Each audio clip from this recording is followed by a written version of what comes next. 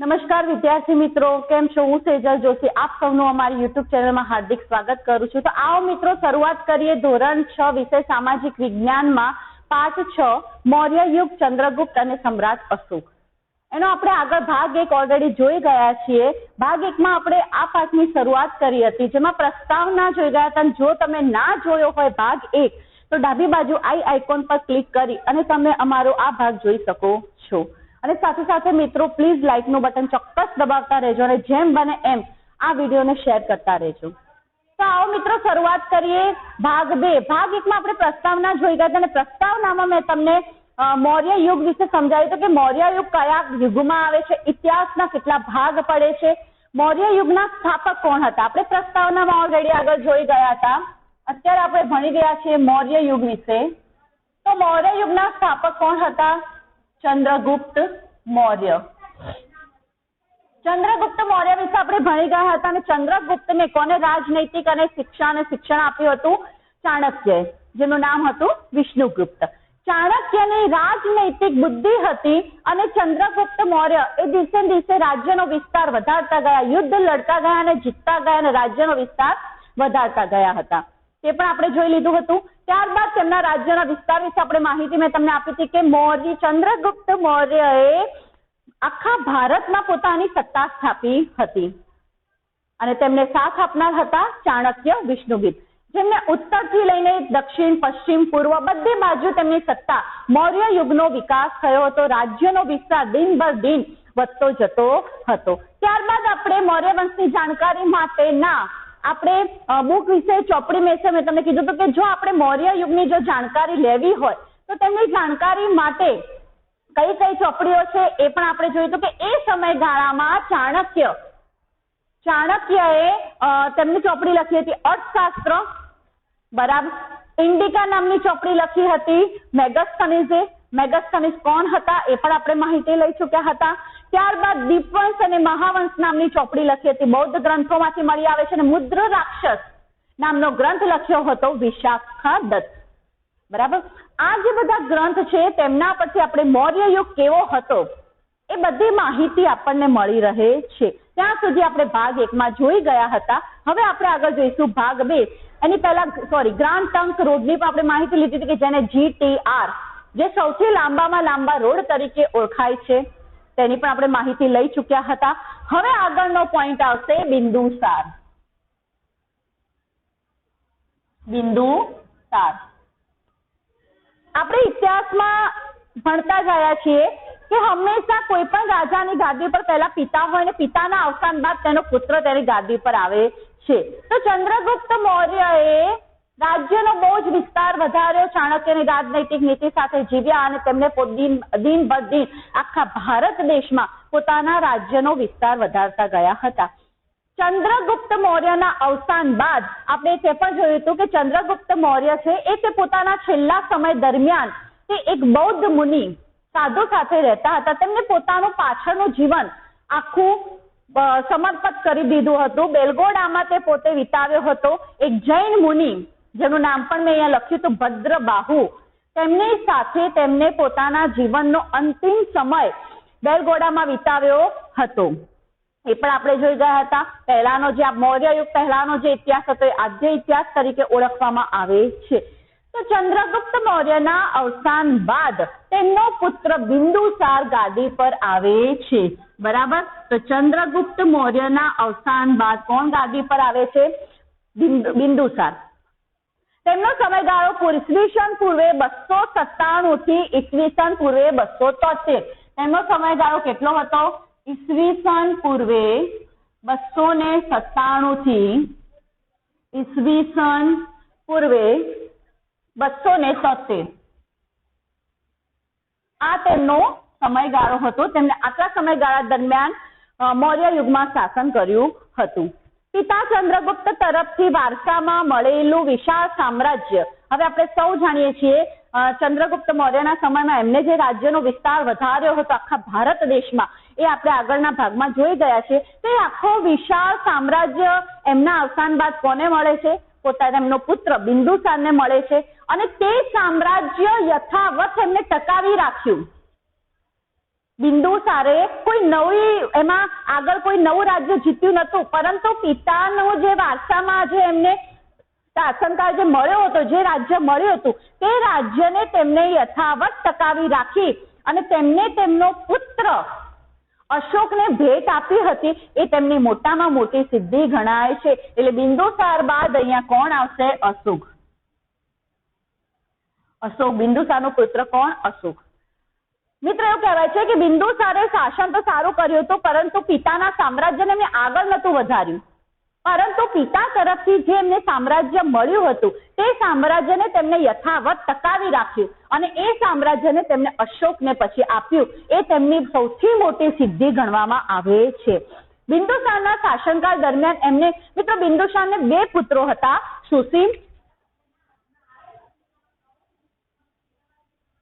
સુસીમ અને અશોક. તેને બીજા પણ પુત્ર હતા, પણ તેમને તેમના શાસનકાળ દરમિયાન સુસીમને તક્ષશિલાના રાજ્યપાલ બનાવ્યા હતા. શેના? તક્ષશિલા. અને અશોકને તેમને બનાવ્યા હતા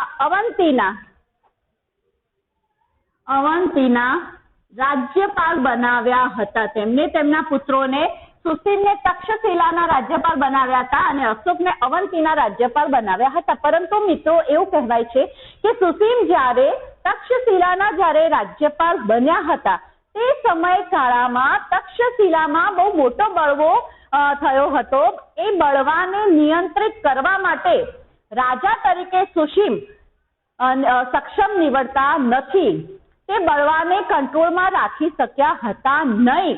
તેના કારણે તે જ બળવાને અશોકે કંટ્રોલમાં રાખ્યો. તે બળવાને સક્ષમ કરનાર, એ બળવાને શાંત કરનાર અશોક હતા.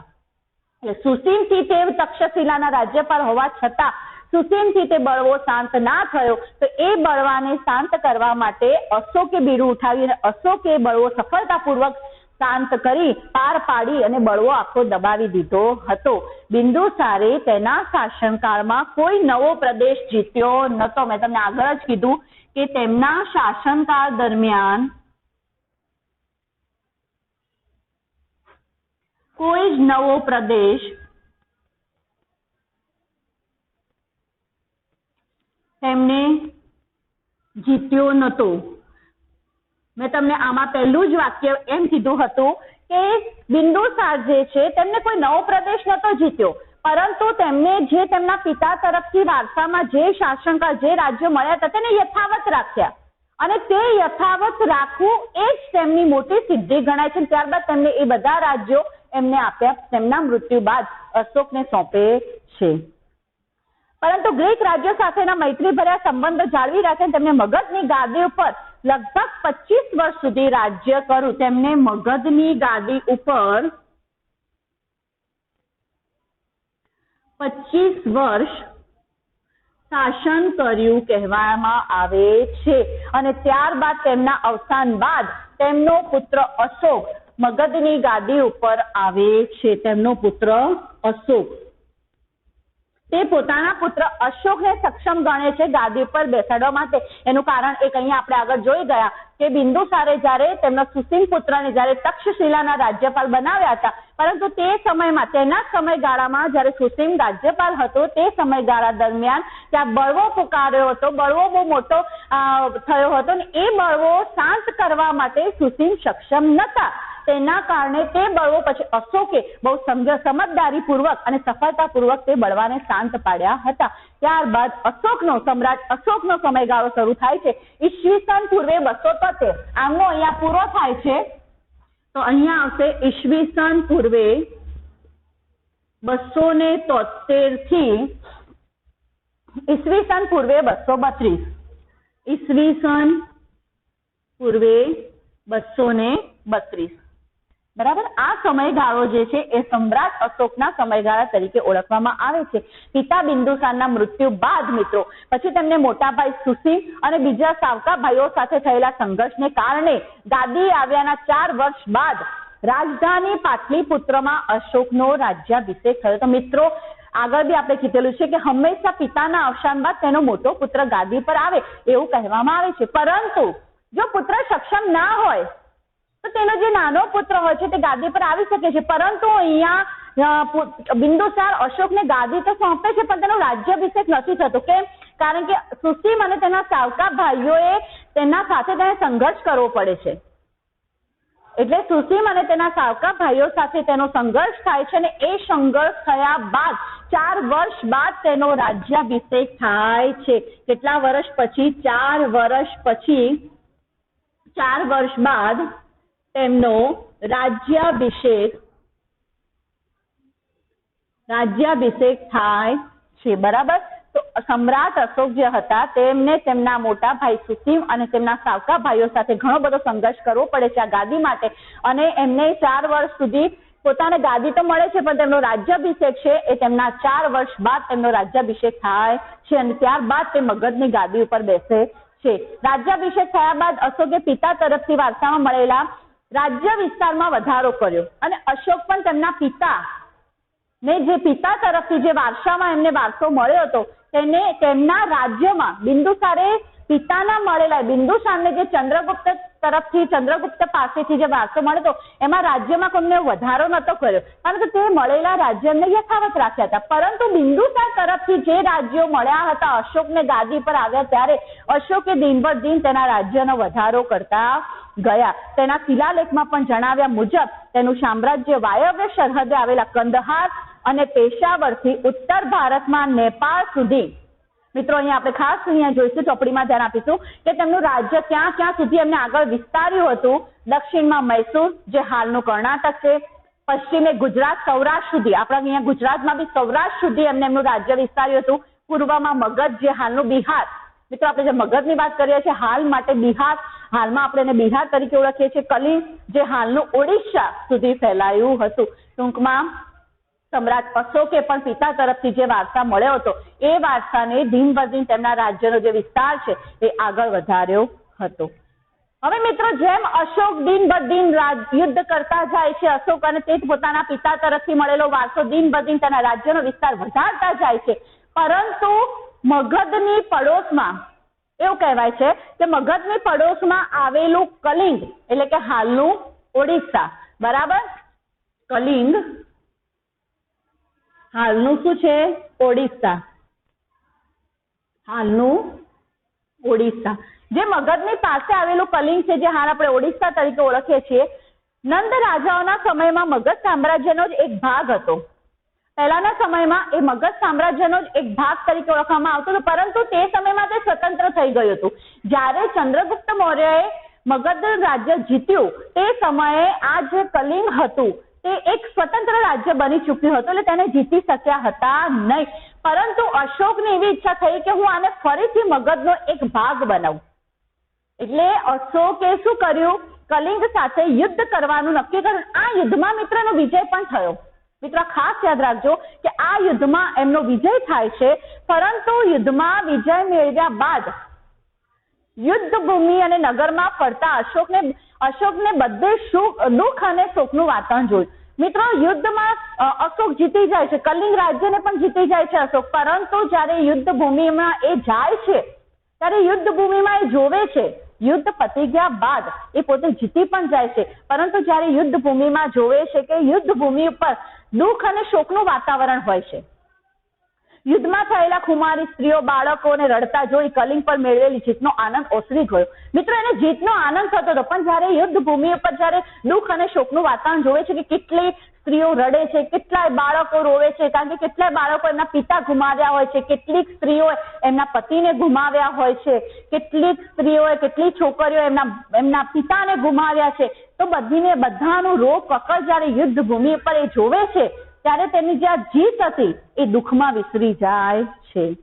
અને મહત્વ આ એવું કહેવાય છે કે જ્યારે અશોકને જ્યારે રાજ્યાભિષેક થયો ને એના 8 વર્ષ બાદ એ કલિંગ ઉપર જ્યારે યુદ્ધ કરે છે ત્યારે આ વસ્તુ બને છે, અને એના કારણે તે પોતે એના હૃદયમાં બહુ ભાર ઉત્પન્ન થઈ જાય છે. પોતે એવું સમજે છે કે આ જીત શું કામની?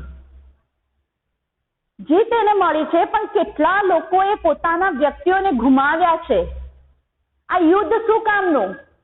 ત્યારે આ કલિંગના યુદ્ધ પછી મિત્રો અશોક જે છે એ અશોકનું હૃદય પરિવર્તન થાય છે અને એ હૃદય પરિવર્તન થાય ને ત્યારબાદ તે આ સંસારિક જીવનને છોડવાનો નિયમ નક્કી કરે છે અને ત્યારબાદ બૌદ્ધ સાધુ ઉપગુપ્તના ઉપદેશથી, અહીંયા મિત્રો ખાસ યાદ રાખશું કે બૌદ્ધ સાધુ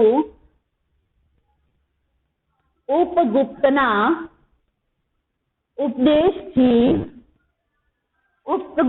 ઉપદેશથી તે શસ્ત્રનો ત્યાગ કરી દે છે મિત્રો.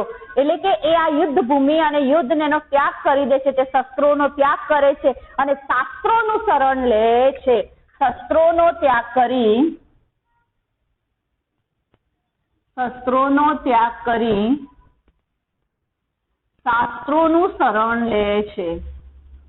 શાસ્ત્રોનું શરણ લે છે. મિત્રો પૂછવામાં આવે છે ઘણી વખત કે અશોકનું હૃદય પરિવર્તન કયા યુદ્ધ પછી થાય છે? તો અશોક સમ્રાટ અશોકનું જે હૃદય પરિવર્તન છે કલિંગના યુદ્ધ પછી થાય છે અને એનું કારણ મેં તમને કીધું કે એ જીત તો હાંસલ કરે છે પરંતુ તેના મનમાં શોક અને દુઃખ ઉત્પન્ન થઈ જાય છે. કેમ? કારણ કે યુદ્ધ ભૂમિ ઉપર રોકકળ જોવે છે, રોતી સ્ત્રીઓને જોવે છે, રોતા બાળકોને જોવે છે, રોતા વૃદ્ધને જોવે છે. ઘણા વૃદ્ધોએ તેમનો જવાન દીકરાને ગુમાવ્યો હોય છે અને એના કારણે તેમને અંદરથી હૃદયથી એવું થાય છે કે આ જીત શું કામની? અને તે સમયે તે બૌદ્ધ સાધુના ઉપગુપ્તના શરણમાં આવે છે. તે તેમનો ઉપદેશ આપે છે ઉપગુપ્ત અને એમના ઉપદેશના કારણે તેમના ઉપદેશથી તેનું હૃદય પરિવર્તન થાય છે. તે શસ્ત્રનો ત્યાગ કરી અને શાસ્ત્રનું શરણે જાય છે. અશોક પહેલો એવો શાસક હતો જેને શિલાલેખો દ્વારા પોતાનો સંદેશ પ્રજા સુધી પહોંચાડવાનો પ્રયત્ન કર્યો. અશોક એક પહેલા એવા શાસક હતા કે જેમને શિલાલેખો કોતરાવ્યા અને એ શિલાલેખો પર પોતાના સંદેશા કોતરાવ્યા જે પ્રજા સુધી પહોંચે છે. અશોકના મોટા ભાગના અભિલેખોની ભાષા પ્રાકૃત અને લિપિ બ્રાહ્મી હતી. તો અશોકનો જે શિલાલેખ છે એની ભાષા કઈ હતી? પ્રાકૃત ભાષા હતી અને લિપિ બ્રાહ્મી હતી. પ્રાકૃત ભાષા હતી અને લિપિ બ્રાહ્મી હતી. બરાબર. હવે ત્યારબાદ આપણે બ્રાહ્મી લિપિની જો વાત કરીએ, કારણ કે આપણે આગળ જ કીધું કે અશોકે જે શિલાલેખો જે અભિલેખો જે એમને કરાવ્યા હતા, કોતરાવ્યા હતા, તેની જે લિપિ હતી એ બ્રાહ્મી હતી. તો મિત્રો અહીંયા આપણે ચોપડીમાં જુઓ તમે પેજ નંબર 29 પર અહીંયા દાખલા તરીકે બ્રાહ્મી લિપિમાં અમુક શબ્દો આપ્યા છે. એક અ અક્ષરને જુદી જુદી લિપિઓમાં કઈ રીતે લખવું એ આપણી ચોપડીમાં બતાવ્યું છે. દાખલા તરીકે અ અક્ષરને પ્રારંભિક બ્રાહ્મીમાં કઈ રીતે લખવું, દેવનાગરી લિપિમાં કઈ રીતે લખવું, બાંગ્લા લિપિમાં કઈ રીતે લખ્યું, મલયાલમ લિપિમાં કઈ રીતે લખ્યું, તમિલ લિપિમાં કઈ રીતે લખ્યું એ તમે તમારી ચોપડી ખોલી અને 29 પેજના પાના ઉપર જોઈ શકો છો તમે. ત્યારબાદ ગુજરાતમાં જુનાગઢમાં ગિરનાર પર્વત તરફ દામોદર કુંડ જતા અશોકનો શિલાલેખ મળી આવે છે. હવે આપણે અશોકના જે શિલાલેખની વાત કરી તો સમ્રાટ અશોકનો શિલાલેખ ક્યાં જોવા મળે છે? તો સમ્રાટ અશોકનો શિલાલેખ જુનાગઢમાં ગિરનાર પર્વત તરફ જતા એક દામોદર કુંડ આવે છે. એ દામોદર કુંડ પાસે અશોકના શિલાલેખ મળી આવે છે જે પ્રાકૃત ભાષામાં લખાયેલ છે. તો અશોકનો શિલાલેખ ક્યાં આપણને મળી આવે છે? આ બી યાદ રાખીશું કે ગિરનાર પર્વત પાસે દામોદર કુંડ પાસે અશોકનો શિલાલેખ આપણને જોવા મળે છે. તેમની ભાષા કઈ હતી? પ્રાકૃત ભાષામાં. અહીંયા લખેલું છે કે એમની ભાષા પ્રાકૃતમાં એમના શિલાલેખો લખેલા હતા અને લિપિ કઈ હતી? બ્રાહ્મી હતી. આ લેખ રાજા મહાક્ષત્રપ રુદ્રબાનો આ શિલાલેખમાં 3 રાજવીઓના નામ છે. એ જે અમે શિલાલેખમાં 3 રાજવીઓના લેખો છે એમાં એ લેખ રાજા મહાક્ષત્રપ રુદ્રદામાનો છે. આ લેખમાં મૌર્ય રાજા ચંદ્રગુપ્તના રાષ્ટ્રીય પુષ્પગુપ્ત દ્વારા નિર્માણ કરવામાં આવેલ સુદર્શન તળાવ અને અશોકના રાષ્ટ્રીય યવનરાજ દ્વારા ઊંચાઈ અને તેમાંથી નહેરો કાઢવાની વિગતો આપવામાં આવેલ છે. સુદર્શન તળાવ ભાગ 1 માં આપણે આની ચર્ચા કરી ચૂક્યા છીએ કે ચંદ્રગુપ્ત મૌર્ય જ્યારે સૌરાષ્ટ્રમાં બી જ્યારે એમને અનેક રાજ્યો જીત્યા હતા અને તે રાજ્યોમાં જીત માટે ત્યાં એમને એક રાજ્યપાલ નિમ્યા હતા પુષ્યગુપ્ત નામના. એ પુષ્યગુપ્તે ત્યાં નીકળતી નદીઓને રોકી અને ત્યાં સરોવર બંધાવ્યું હતું જેનું નામ હતું સુદર્શન તળાવ. તો આ બધા જે એમના અભિલેખો છે એમાં આ બધી ચર્ચા કરવામાં આવી છે, આ બધી માહિતી લખવામાં આવી છે અને કઈ ભાષામાં લખવામાં આવેલી છે માહિતી? પ્રાકૃત ભાષામાં લખેલી છે। અને એ સિવાય પણ અશોક સામ્રાજ્ય અશોક છે એ પહેલા એવા શાસક છે કે જેને સિંચાઈ માટે નહેરોની રચના કરી હતી। મિત્રો આ પરીક્ષામાં પૂછાઈ શકે છે કે સૌથી પહેલા એવા કયા શાસક છે કે જેમને સિંચાઈ નહેરો ખોદાવી હતી? તો એમાં નામ આવશે સમ્રાટ અશોકનું નામ આવે છે। હવે એની બાદ આપણો એક પોઈન્ટ છે કે ધર્મ પ્રચારક તરીકે અશોક। મિત્રો આ તો આપણે આગળ બી ચર્ચા કરી છે, પણ અશોક બહુ સારા શાસક તરીકે એમને માનવામાં આવતા હતા। તેમને અનેક મિત્રો બૌદ્ધ તીર્થ ધર્મોની યાત્રા કરી હતી। યાત્રા દરમિયાન જ્યારે એમનું હૃદય પરિવર્તન થાય છે ને મિત્રો ત્યારે એ ધર્મ તરફ, બૌદ્ધ ધર્મ તરફ તે વળી જાય છે અને તેમને અનેક એવી યાત્રાઓ કરી હતી, બૌદ્ધ ધર્મનો પ્રચાર કર્યો હતો। અહીંયા બી પૂછી શકે કે અશોકે કયા ધર્મનો પ્રચાર કર્યો હતો? તો બૌદ્ધ ધર્મનો પ્રચાર કર્યો હતો અશોકે। એમના ધર્મનો પ્રચારક તરીકે અશોક, સમ્રાટ અશોકનું નામ આજે પણ આગળ પડતું આવે છે।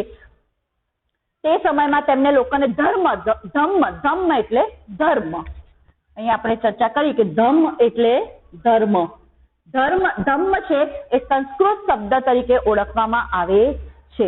લોકોને ધમ્મનો રસ્તો બતાવ્યો, ધર્મનો રસ્તો બતાવ્યો કે સાચો ધર્મ કયું છે। એમને અનેક સ્તંભ લખો અને શિલાલેખો કોતરાવ્યા હતા અને ધર્મ ખાતાની રચના કરી।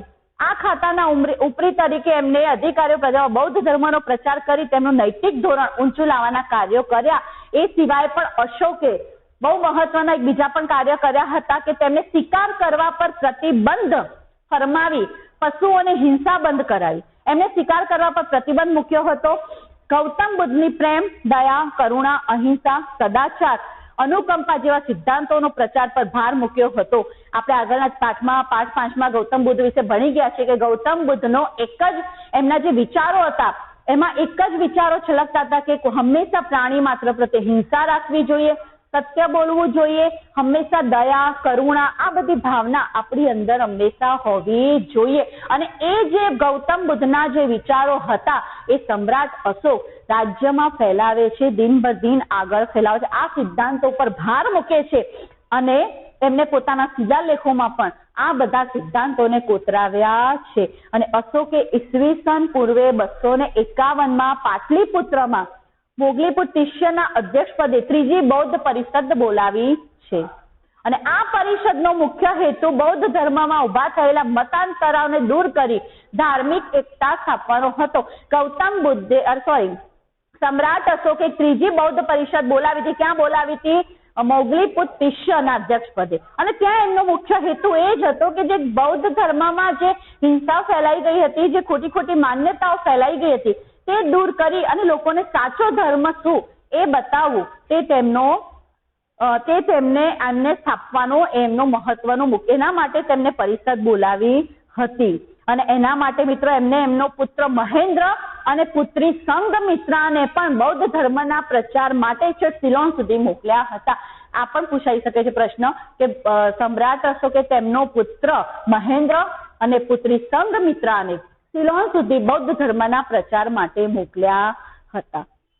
અને અશોકના ગુણો અને કાર્યોને લીધે ઇતિહાસમાં આજે મહાન રાજવી તરીકે સ્થાન ધરાવે છે। અને ઈસવીસન પૂર્વે 232માં સમ્રાટ અશોકનું અવસાન થાય છે અને તેમને 36 વર્ષ શાસન કર્યું એવું કહેવાય છે। કેટલા વર્ષ શાસન કર્યું? 36 વર્ષ સુધી તેમને શાસન કર્યું કહેવામાં આવે છે। હવે મિત્રો છેલ્લો એક પોઈન્ટ છે, 2 મિનિટ માટે આપણે અહીંયા જોઈ લઈએ જરા કે એ સમયમાં વહીવટી તંત્ર કેવું હતું।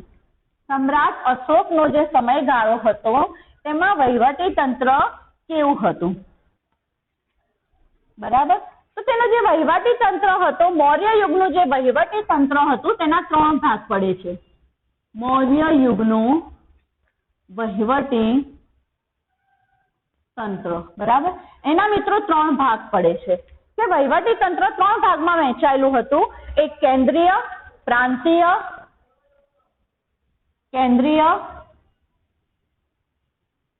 પ્રાંતીય અને ત્રીજું છે પ્રાદેશિક। એમનો જે વહીવટ થતો હતો મૌર્ય યુગનો એ 3 ભાગમાં વહેંચાયેલો હતો, કેન્દ્રીય, પ્રાંતીય અને પ્રાદેશિક. મિત્રો કેન્દ્રીય એટલે હંમેશા જ રાખવાનું કે કેન્દ્ર સ્થાનમાં કોણ હોય છે? રાજા. કેન્દ્રીય વહીવટી તંત્ર એટલે કે કેન્દ્ર સ્થાનમાં હંમેશા રાજા હોય છે. રાજાને મુખ્ય વડા તરીકે નીમવામાં આવે છે. તે સામ્રાજ્ય રાજા જ સામ્રાજ્યનો વહીવટી, લશ્કરી અને ન્યાય તંત્રનો વડો હતો. રાજા જ લશ્કરી, કેન્દ્રીય અને ન્યાય તંત્રના વડા હતા. ન્યાય તંત્રના વડા હતા. એટલે રાજાને સર્વોપરી સત્તા ગણવામાં આવે છે. તે મંત્રીઓ અને ઉચ્ચ અધિકારીઓની મદદથી વહીવટ ચલાવતા હતા. વહીવટ રાજા ચલાવે, પરંતુ મંત્રીઓ અને ઉચ્ચ અધિકારીની મદદથી રાજા બધો વહીવટ ચલાવતા હતા. ચાણક્યને કુલ 18 ખાતાઓ દર્શાવ્યા છે. અને મિત્રો આમાં ચાણક્યએ, આ ખાસ યાદ રાખજો, કુલ 18 ખાતા દર્શાવ્યા છે. 18 ખાતા દર્શાવ્યા છે. અને તે 18 ખાતામાંથી અમુક આપણે જુઓ કે જેમાંથી મુખ્ય ખાતાઓ તેના વડા નીચે મુજબ છે. એ પેજ નંબર 32 તમે ખોલો ચોપડીના, એની ઉપરનો જે કોઠો છે ખાતું અને ઉપરી વડા, એ કોઠો તમારે તમારી નોટબુકમાં લખવાનો રહેશે કે એ સમયમાં જે ખેતી વિભાગ હતું તો એના વડાને શું કહેવાય? સ્થિતાધ્યક્ષ. લશ્કરી ખાતું હતું તેના વડાને સેનાની કહેવામાં આવતું હતું. ન્યાય ખાતું હતું તેના વડાને પ્રદેશ મંત્રી કહેવામાં આવતા હતા. વ્યાપાર ખાતું જે હતું તેના વડાને પણ્યાધ્યક્ષ. દફતર ભંડાર હતું તેના વડાને પટલ અને મુદ્રા ખાતું હતું તેના વડાને મુદ્રાધ્યક્ષ તરીકે ઓળખવામાં આવતું હતું. મિત્રો આ યાદ રાખવાનું, ખાલી જગ્યામાં પણ પૂછાઈ શકે છે કે મૌર્ય યુગના ખેતી વિભાગના વડાને શું કહેવાય? તો સ્થિતાધ્યક્ષ. બરાબર. આ કોઠો જે છે તમે તમારી નોટબુકમાં દોરી દેજો. ત્યારબાદ બીજું તો પ્રાંતીય વહીવટી. પ્રાંતીય વહીવટીમાં શું હતું કે સરળતા ખાતર 5 વિભાગમાં વહેંચવામાં આવતું હતું કે જેમાં પ્રાંતના વડા તરીકે રાજ્યપાલ. હવે આના જે વડા રાજ્યપાલ હોય, રાજ્યપાલ બનાવવામાં આવતા. બરાબર. એને 5 વિભાગમાં વહેંચવામાં આવતું. 5 વિભાગમાં વડા કોણ હોય? રાજ્યપાલ. આ પદ પર મોટે ભાગે રાજકુમારોની નિમણૂક થતી. હવે રાજ્યપાલ કોને બનાવવામાં આવતા? રાજકુમારોની. રાજકુમાર. મિત્રો આગળ આપણે જોઈ ગયા હતા, અહીંયા તમને એકવાર યાદ કરાવી દઉં કે દાખલા તરીકે બિંદુસાર, મેં આગળ કીધું કે બિંદુસારના 2 પુત્રો હતા, સુસીમ અને એમને શું કર્યું હતું? સુસીમને તક્ષશિલાના રાજ્યપાલ બનાવ્યા હતા. બિંદુસાર જીવતા હતા છતાં પણ. અને અશોકને અવંતીના. એટલે કે રાજ્યપાલમાં શું હોય? પ્રાંતીય વહીવટમાં શું હોય કે શાસક બધે ના પહોંચે, પોતાના પુત્રને રાજ્યપાલ તરીકેની નિમણૂક કરવામાં આવતા હતા. રાજ્યપાલનું કાર્ય સમગ્ર પ્રાંતમાં શાંતિ અને વ્યવસ્થા સ્થાપવાનું તેનું કાર્ય હોય છે. કરવેરા ઉઘરાવ, જાળવણી કરવી, રાજાના આદેશોનું પાલન. રાજા એમને આદેશ આપે. અહીંયા દાખલા તરીકે બિંદુસાર રાજા હતા, તો જયારે સુસીમ તક્ષશિલાના રાજ્યપાલ બનાવ્યા હતા ત્યારે આદેશ એમનો કોનો માનવો પડે? બિંદુસારનો આદેશ માનવો પડે છે. બિંદુસારની આજ્ઞાનું પાલન કરવું પડે છે. શાસન ભલે રાજકુમાર ચલાવતા. ખ્યાલ આવી ગયો? ત્યારબાદ ત્રીજું છે પ્રાદેશિક વહીવટી તંત્ર. વહીવટી સરળતા માટે કોઈ પણ પ્રાંતને આહાર અને આહારને પ્રદેશમાં વહેંચવામાં આવતા. એટલે કે જિલ્લા અને સંગ્રહણ, જિલ્લા અને તાલુકામાં. કોઈ બી પ્રદેશ હોય એને જિલ્લા અને તાલુકામાં વહેંચી દેવામાં આવતા. એટલે કે કોઈ બી રાજ્ય પ્રદેશોને ડિવાઈડ કરી દે અને એને સાચવવા માટેના માણસો નિમે. એટલે કે રાજાને શાસક તરીકે એક વ્યક્તિ બધે ના પહોંચી વળતા. એટલે જિલ્લાને સ્થાનીય કહેવાતું મિત્રો, અને તાલુકાને સંગ્રહણ કહેવાતું. ખાસ યાદ રાખજો કે જિલ્લાને શું કહેવાય? સ્થાનીય એ વખતે. અને તાલુકાને કહેવામાં આવતું હતું સંગ્રહણ. સંગ્રહણ. વહીવટી તંત્રના નાનામાં નાનું એકમ ગ્રામ હતું. બરાબર. નાનામાં નાનું એકમ ગ્રામ હતું. તેનો ઉપરી ગ્રામીણ કહેવાતો અને ગામમાં ચૂંટાયેલા સભ્યોની સમિતિની મદદથી ગ્રામીણ ગામનો વહીવટ સંભાળતો હતો. હવે આનો ઉપરી જે ગ્રામ છે એનો ઉપરી કોણ હતો? ગ્રામીણ. એટલે વહીવટ કોણ સંભાળતું હતું? ગ્રામીણ વહીવટ સંભાળતો હતો. હવે અહીંયા છેલ્લો પોઈન્ટ છે કે મૌર્ય વંશનું પતન કઈ રીતે થયું. આ એનો વહીવટ હતો. એમાં 3 ભાગ પડતા હતા, કેન્દ્રીય, પ્રાંતીય અને પ્રાદેશિક. હવે એમાં કેન્દ્રીયમાં રાજા સર્વોપરી હતો, પ્રાંતીયમાં રાજાના દીકરા જે રાજકુમારો એને રાજ્યપાલ બનાવવામાં આવતું, પ્રાદેશિક એટલે કે પ્રદેશ જે છે એને 2 ભાગમાં વહેંચવામાં આવતું, જિલ્લા અને તાલુકા. અને એમાં નાનામાં નાનું એકમ ગ્રામ હોય છે, ગ્રામનો વહીવટ જે કરે એને ગ્રામીણ તરીકે ઓળખવામાં આવે છે. હવે છેલ્લો અહીંયા પોઈન્ટ છે કે મૌર્ય વંશનું પતન કઈ રીતે થયું. તો સમ્રાટ અશોકનું જ્યારે મૃત્યુ થાય છે તેના ઉત્તરાધિકાર વિશે બ્રાહ્મણ, જૈન, બૌદ્ધ ગ્રંથોમાંથી જુદી જુદી માહિતી મળે છે. પુરાણોમાં આપેલ માહિતી મુજબ મૌર્ય વંશમાં થઈ ગયેલ કુલ 9 કે 10 રાજાઓએ કુલ મળીને 137 વર્ષ શાસન કર્યું. હવે આ જે બધા નાના નાના રાજા, આના સિવાય બી નાના નાના જે રાજા હતા, એટલે કે મૌર્ય વંશ 137 વર્ષ સુધી નાના મોટા રાજાઓએ શાસન કર્યું કહેવાય છે. અને મૌર્ય વંશના અંતિમ રાજા બૃહદ્રથ, આ ખાસ યાદ રાખશું કે અંતિમ રાજા બૃહદ્રથ હતા. મૌર્ય વંશના જે સૌથી છેલ્લા રાજા હતા એ બૃહદ્રથ હતા. અને એવું કહેવાય છે કે નિર્બળ શાસનનો લાભ લઈ તેના સેનાપતિ પુષ્યમિત્ર શૃંગે, આ રાજા નિર્બળ હતા બૃહદ્રથ, અને એમનો જે સેનાપતિ હતા તેમનું નામ હતું પુષ્યમિત્ર શૃંગે, લશ્કરી કારવાઈ જોવાના બહાને, લશ્કરી જોવા આવવા માટે એમને બોલાય અને એ બહાને તેમને બોલાવી અને તેમની હત્યા કરે છે. તો અહીંયાથી પણ પ્રશ્ન નીકળશે કે ભાઈ અંતિમ રાજા કોણ હતા. તો બૃહદ્રથ. બૃહદ્રથનું મૃત્યુ કઈ રીતે થાય છે. તો તેમનો જે સેનાપતિ હોય છે શૃંગ, તે તેમને લશ્કરી જોવા માટે બોલાવે છે અને એ બોલાવીને તેમની હત્યા કરે છે. અને આમ ઈસવીસન પૂર્વે 185માં, ઈસવીસન પૂર્વે 185માં પુષ્યમિત્ર શૃંગે મગધની ગાદી ઉપર શૃંગ વંશની સ્થાપના કરે છે. એટલે અહીંયા મૌર્ય વંશ પછી મૌર્ય વંશનો અંત આવે છે અને ત્યારબાદ શૃંગ વંશની સ્થાપના થાય છે. એટલે મૌર્ય યુગ પછી કયો યુગ આવશે? શૃંગ વંશની સ્થાપના થાય છે.